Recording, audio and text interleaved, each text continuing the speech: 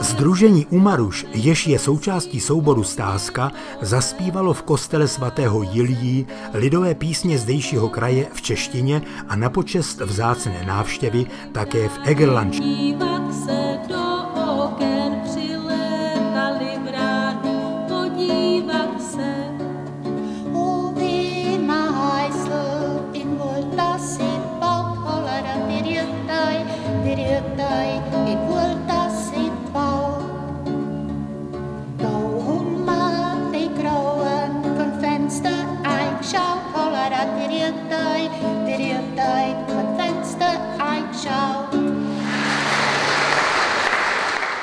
Součástí kulturních slavností byla i sbírka na obnovu kostela svatého Jiljí.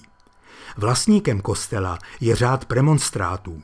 Město Teplá jej před 2 lety převzalo do výpůjčky, neboť tvoří jeho dominantu.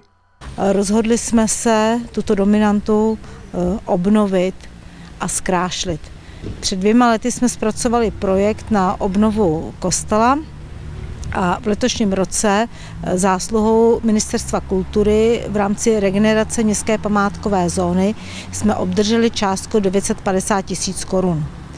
1 milion korun přispěli vlastníci památky, tedy řád premonstrátů, a 500 000 město Teplá. Celková částka prací činí 8 milionů korun, proto byla obnova kostela rozložena do 3 let.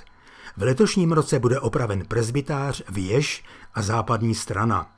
Pokud máte vztah k našemu městu a ke kostelu, prosím, přispějte do sbírky, abychom mohli projekt úspěšně dokončit. Děkujeme.